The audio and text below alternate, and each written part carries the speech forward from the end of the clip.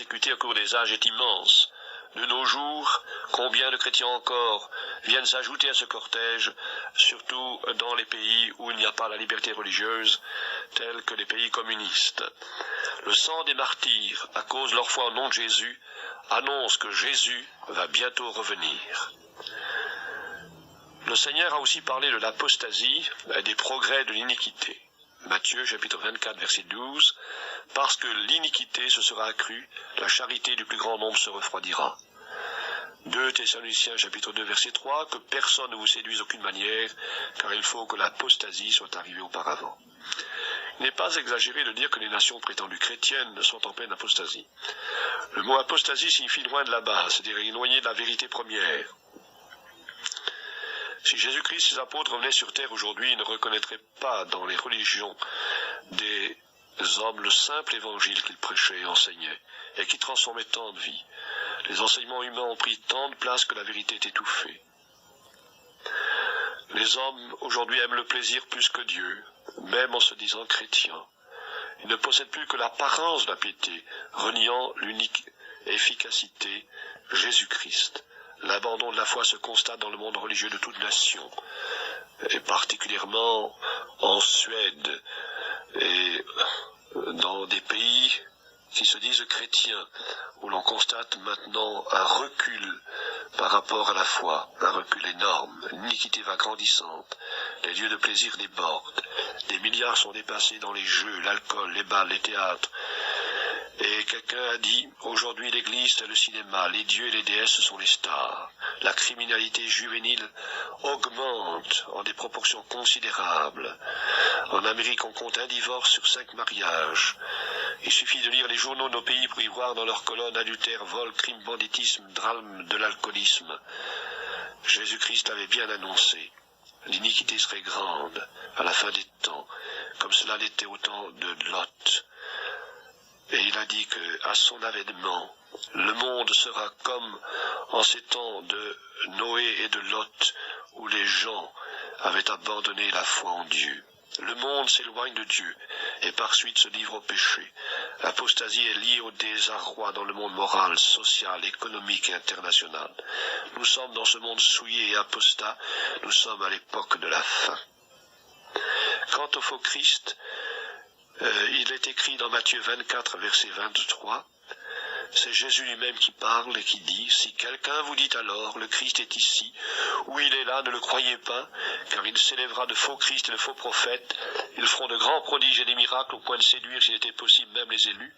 Voici, je vous l'ai annoncé d'avance. Si donc on vous dit, voici, il est dans le désert, n'y allez pas, voici, il est dans les chambres, ne le croyez pas, car comme l'éclair part de l'Orient et se montre jusqu'en Occident, ainsi sera l'avènement des fils de l'homme. » Depuis la venue du vrai Messie, Jésus notre Sauveur, mort sur le calvaire pour la rémission de nos péchés, de faux Messies ont existé à travers les siècles.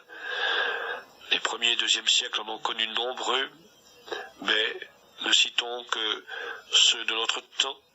Aux États-Unis, par exemple, un noir s'est fait appeler Père divin, se proclamant être le Messie, attestant qu'il était descendu dans la ville de Harlem au sein d'un nuage de fumée.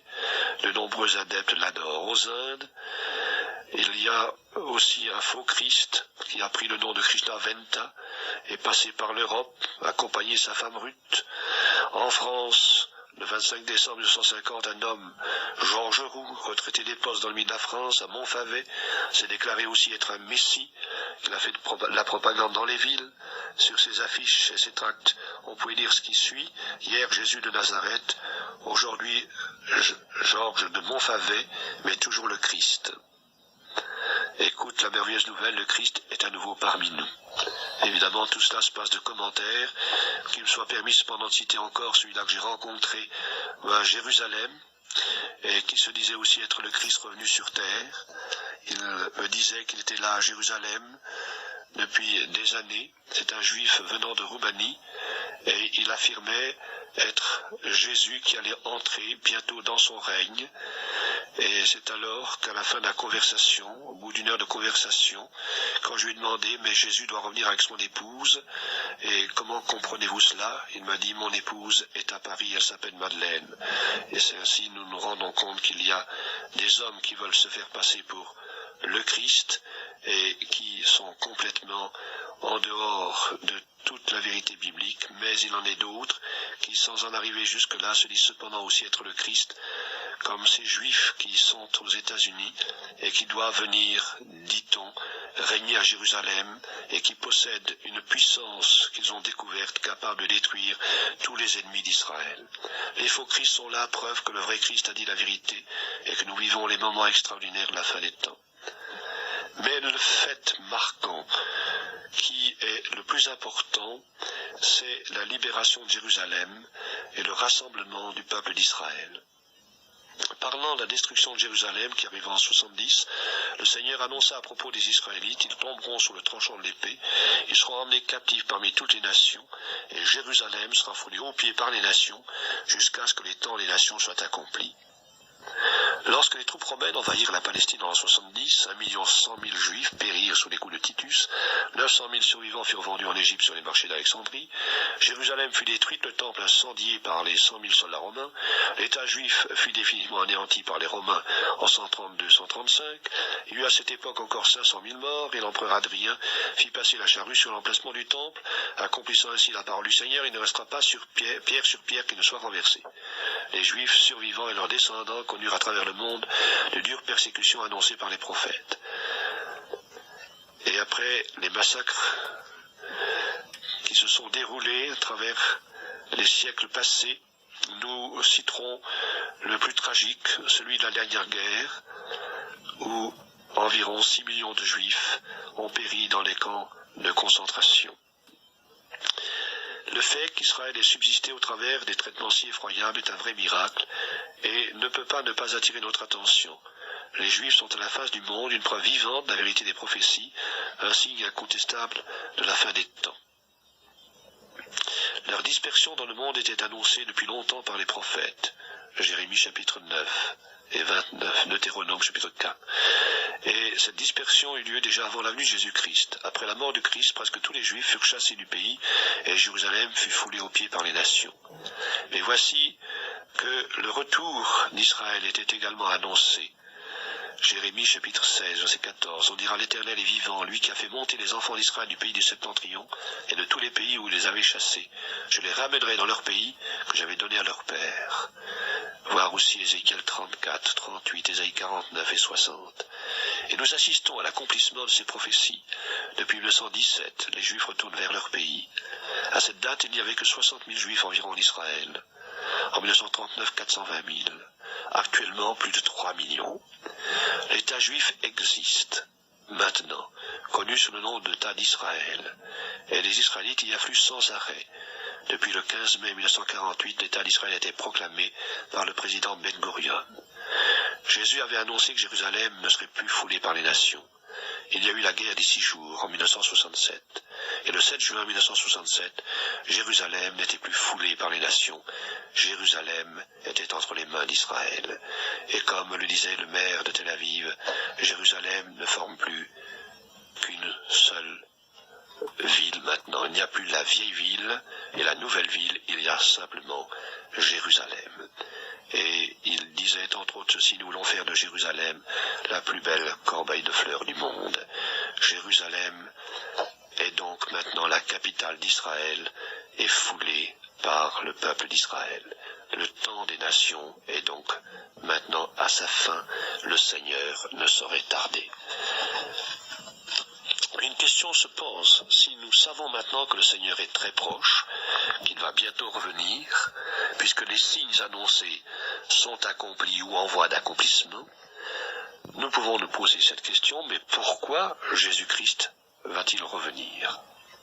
Il faut noter 3 points. Premièrement, pour délivrer les siens, selon 1 Thessaloniciens chapitre 4, versets 16 et 17. Et cela avant la manifestation de sa colère, c'est ce qui est habituellement appelé l'enlèvement de l'Église. Deuxièmement, il revient pour juger le monde pécheur, c'est-à-dire manifester sa colère avant d'établir son royaume.